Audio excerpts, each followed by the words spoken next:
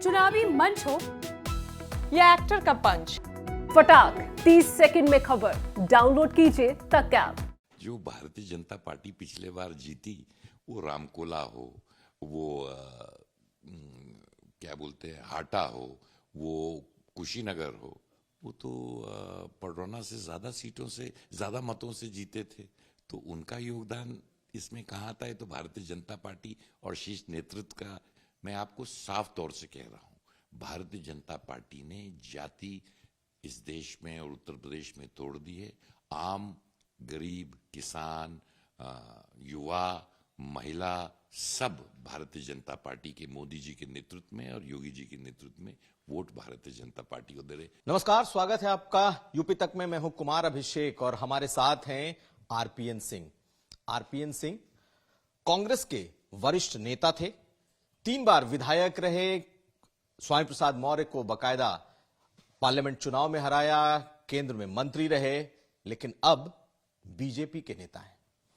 हाल ही में उन्होंने भाजपा ज्वाइन की है और अब कुशीनगर और इन तमाम सीटों पर इनका प्रभाव कितना होता है ये चुनाव में देखने को मिलेगा। लेकिन इस वक्त हमारे साथ हैं इस खास बातचीत के लिए स्वागत है आरपीएन सिंह जी। नमस्कार। बड़ी चर्चा है इस बार पडरौना की, बहुत चर्चा है फाजिल नगर की, कुशीनगर की, और यह है कि आरपीएन सिंह आए हैं तो बीजेपी का जो नुकसान हो रहा था स्वामी प्रसाद मौर्य के जाने से, वो सब पूरा होगा और आरपीएन सिंह के आने से बीजेपी को बहुत फायदा होगा। आपको दिख रहा है ऐसा?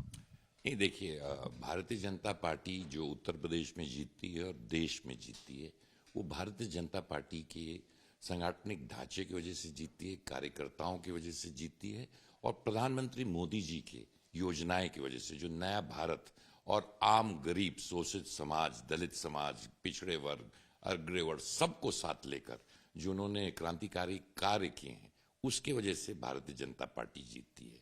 मैं एक कार्यकर्ता के हैसियत से आया हूं, तो मैं भी बाकी कार्यकर्ताओं के साथ सहयोग कर रहा हूं, प्रयास कर रहा हूं कि भारतीय जनता पार्टी पूर्वांचल में ज्यादा सीटों से जीते। हम अभी आएंगे बहुत सारे सवालों पर, लेकिन पहले हम आपका आकलन समझ लेते हैं।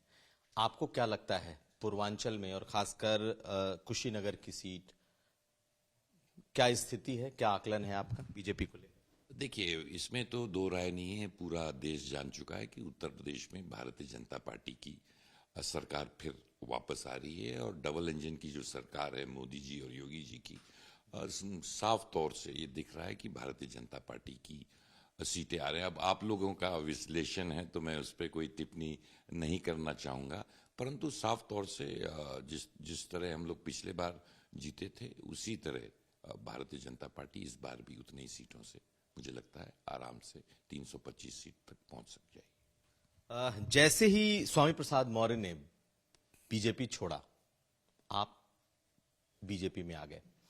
स्वामी प्रसाद मौर्य ने अपनी सीट बदल दी, पडरौना से वो फाजिल नगर चले गए।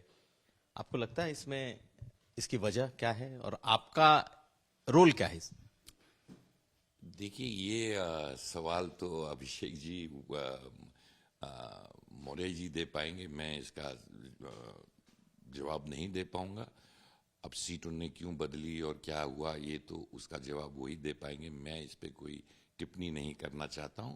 और मैं साफ तौर से कहना हूं, भारतीय जनता पार्टी व्यक्तियों से बड़ी पार्टी है। विश्व की सबसे बड़ी पार्टी इसलिए नहीं है कि व्यक्ति एमएलए और एमपी और मिनिस्टर्स के वजह बनता है। अब भारतीय जनता पार्टी में बहुत लोग इलेक्शन जीतते हैं, एमएलए भी बनते हैं, एमपी भी बनते हैं, मंत्री भी बनते हैं। अगर वो सोचने लगे कि मैं बहुत बड़ा नेता हूं इसलिए मैं जीता, ये गलतफहमी लोगों को नहीं पालनी चाहिए। वो इसलिए जीतते हैं क्योंकि वो भारतीय जनता पार्टी के कमल के फूल के निशान पर चुनाव लड़ रहे थे। लेकिन उनका मानना है कि बसपा में रहे, बीजेपी में रहे या फिर अब सपा में है, तो उनकी अपनी भी एक शख्सियत है। और देखिए, भारतीय जनता पार्टी से वो जीते तो अगल बगल जितनी सीटें कुशीनगर में जीती, जो पडरौना छोड़ के, वो उनसे ज्यादा वोटों से जीते। जो भारतीय जनता पार्टी पिछले बार जीती, वो रामकोला हो, वो क्या बोलते हैं हाटा हो, वो कुशीनगर हो, वो तो पडरौना से ज्यादा सीटों से, ज्यादा मतों से जीते थे, तो उनका योगदान इसमें कहाँ आता है? तो भारतीय जनता पार्टी और शीर्ष नेतृत्व का योगदान आता है। अगर वो तभी भी कम वोटों से, बाकी वोटों से, ज्यादा वोटों से नहीं जीत रहे थे, तो साफ तौर पे उनका योगदान क्या था? ये तो आपको लग रहा है कि वो हार रहे थे इसलिए उन्होंने सीट बदली है? वो इस वजह से वो छोड़ करके गए कि पडरौना इस बार वो हार जाते? अभिषेक जी, मैं उनका स्पोक्स पर्सन नहीं हूं, तो मैं उस पर कोई टिप्पणी करूंगा। ये सवाल उनसे पूछते तो बेहतर होता। अच्छा, फाजिल नगर वो जीत रहे हैं या हार रहे हैं? देखिए, जहां तक जनपद कुशीनगर की बात है, 7 सीटों पर कमल खिल रहा है। आप स्वामी प्रसाद मौर्य पर कोई टिप्पणी नहीं करना चाह रहे, मुझे आप दिख रहा है। लेकिन जब आज मैंने उनसे बात की तो उन्होंने, जब मैंने पूछा कि आप आरपीएन सिंह की वजह से आपने छोड़ी सीट, तो उन्होंने कहा कि आपने मेरा मूड खराब कर दिया, आपने किन का नाम ले लिया? सब मैं व्यक्तिगत टिप्पणी करता नहीं हूँ। राजनीति में व्यक्तिगत गाली गलौज करके कोई फायदा नहीं होता है। नेता, और अगर नेतृत्व करने की क्षमता आप में है, तो आपको जनता के बारे में सोचना चाहिए, जनता पर टिप्पणी करनी चाहिए और योजनाएं और नीतियों पर चर्चा करनी चाहिए। ये मेरा व्यक्तिगत राय हमेशा रहा है।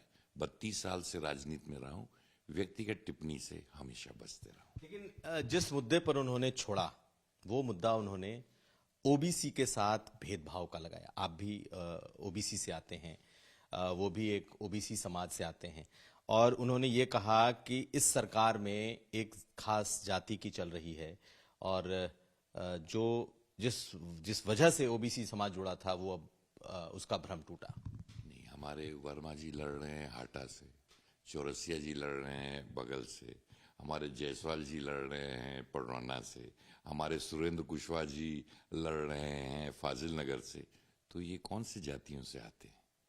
मैं उनके अगल बगल ही जो सीटें लड़ रही है भारतीय जनता पार्टी, अब ये कहना कि नहीं होता, केशव प्रसाद मौर्य जी इस प्रदेश के डिप्टी चीफ मिनिस्टर हैं, तो वो किस जाति से आते हैं?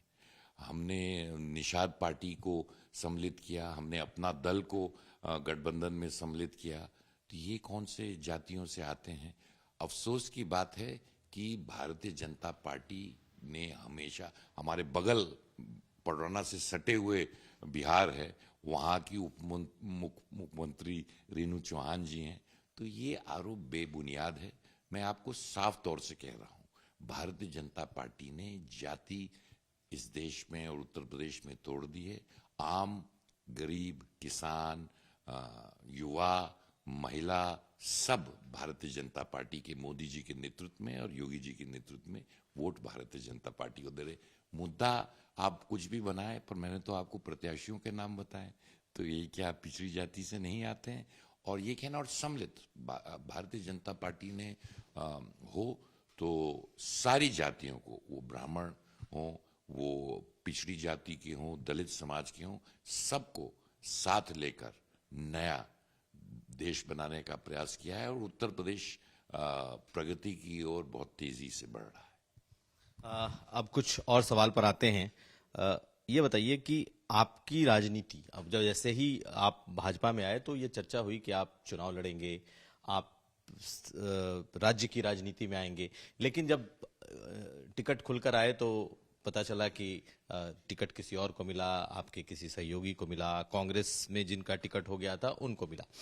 मुझे इस बात का बताइए कि आपकी राजनीति क्या केंद्र की राजनीति करेंगे या प्रदेश की राजनीति करेंगे, और केंद्र की राजनीति करेंगे तो अपने लिए किस तरह की राजनीति देंगे? देखिए, मैं जब भारतीय जनता पार्टी में ज्वाइन किया हूं तो एक कार्यकर्ता के सम्मिलित हुआ हूं, एक कार्यकर्ता की हैसियत से। अब मैं फिर कहता हूं कि ज्वाइनिंग के समय तमाम चैनलों में विश्लेषण हुआ कि मैं क्या करूंगा, उसमें एक भारतीय जनता पार्टी ने तो कुछ कहा नहीं।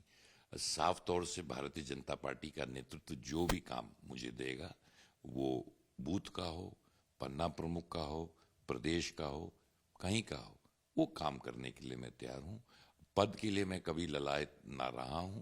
32 साल में राजनीति में रहा, तो 32 साल में उत्तर प्रदेश में रहा, तो 32 सालों में कभी भी कांग्रेस पार्टी सत्ता में नहीं थी, तो सत्ता के पीछे भागने का काम मैंने कभी किया नहीं है। सेवा की भावना से राष्ट्र, प्रदेश और खास तौर से पूर्वांचल निर्माण में मेरा हमेशा रुचि रही है। उसको जिस हैसियत में होगा करने का प्रयास करूँ। आपने जब जिक्र छेड़ ही दिया तो ये बताइए कि 32 साल कांग्रेस में रहने के बाद आखिर ऐसी कौन सी बात रही कि आपने कांग्रेस छोड़ दी?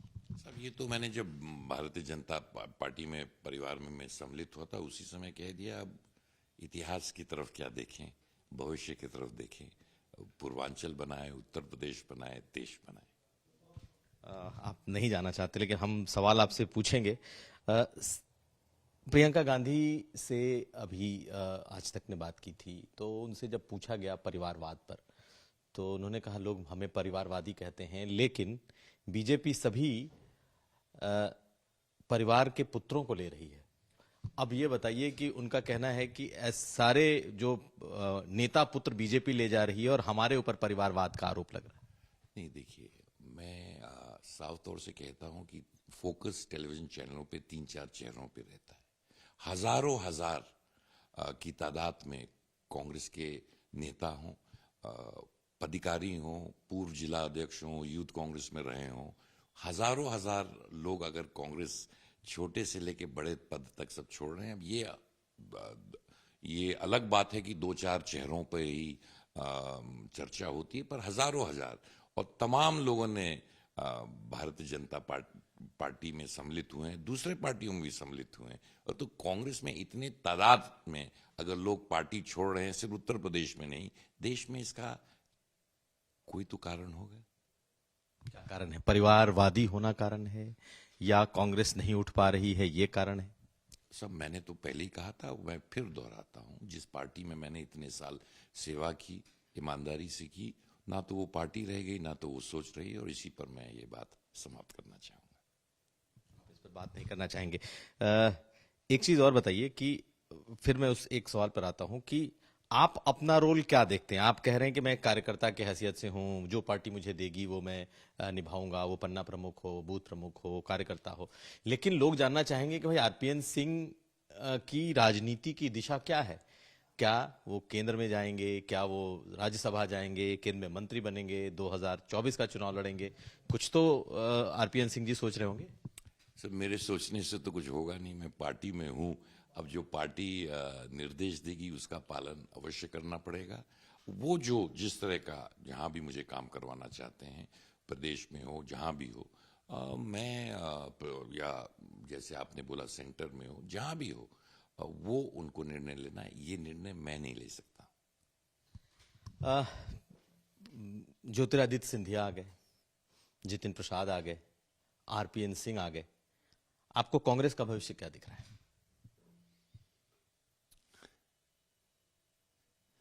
सर, ये तो आप लोग खुद विश्लेषण करते हैं। क्या भविष्य है या नहीं भविष्य है, देश जान रहा है, आप भी जान रहे हैं, तो मेरे मुंह से क्यों सुनना चाहते हैं? आपके मुंह से इसलिए भी सुनना चाहते हैं क्योंकि कांग्रेस पार्टी उत्तर प्रदेश में बहुत मेहनत कर रही है। प्रियंका गांधी रात दिन उन्होंने लगता है एक तरीके से एक किया हुआ है उत्तर प्रदेश में कांग्रेस को पुनर्गठित करने के लिए, जीवित बनाने के लिए, जीवंत बनाने के लिए।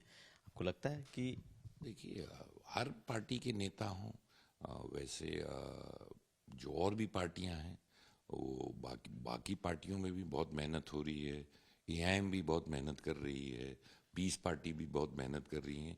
तमाम पार्टियां उत्तर प्रदेश में, वो सब, उनके भी नेता प्रयास करते हैं। इलेक्शन आते हैं तो ये सब पार्टियां भी तो प्रयास करती हैं, पर निर्णय तो जनता लेती है।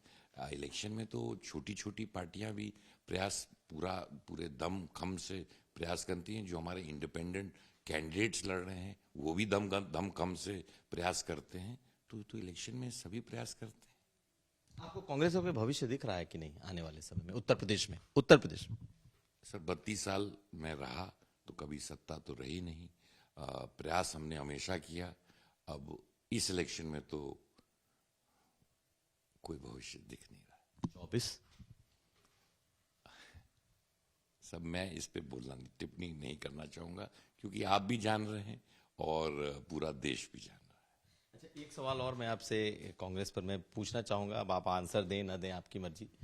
कहा यह गया कि किसी मीटिंग में जो आप लोगों की कोर ग्रुप की मीटिंग होती है कांग्रेस की, उसमें आपने पर्सनल अटैक करने से मना कर दिया था बीजेपी के शीर्ष नेताओं पर।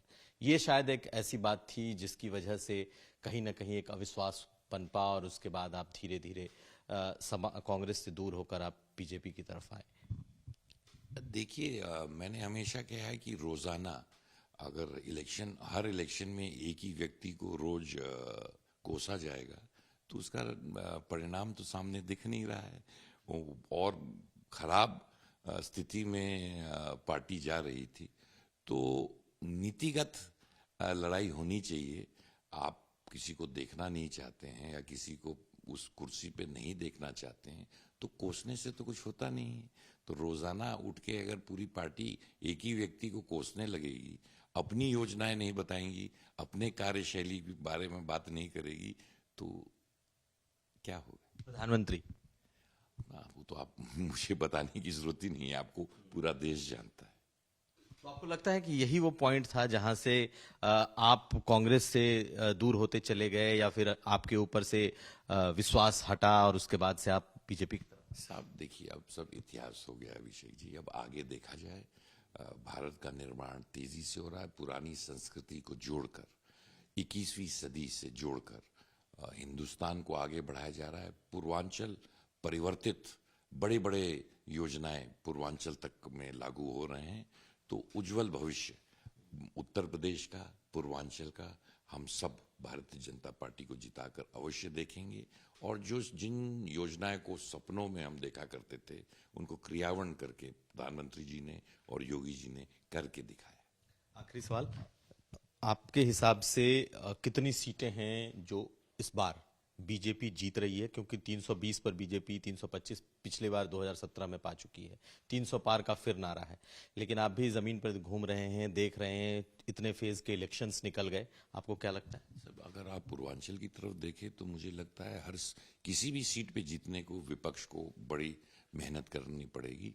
क्योंकि अगर आप देखें, महाराजगंज हो, बस्ती हो, गोरखपुर हो, कुशीनगर हो, देवरिया हो, बलिया चले जाइए, अभी तो 7th फेज में मैं जा ही नहीं रहा हूँ। इधर जो साफ तौर से सुनाई दे रहा है कि यहाँ मीनिंग क्लीन स्वीप बीजेपी का दिख रहा है। लेकिन आपको बेरोजगारी, छुट्टा साढ़, पशु, जो अखिलेश यादव ने पुरानी पेंशन, ये मुद्दे आपको लग रहे हैं कि हैं या नहीं? सब समाजवादी पार्टी 4 बार प्रदेश में उनकी हुकूमत रही।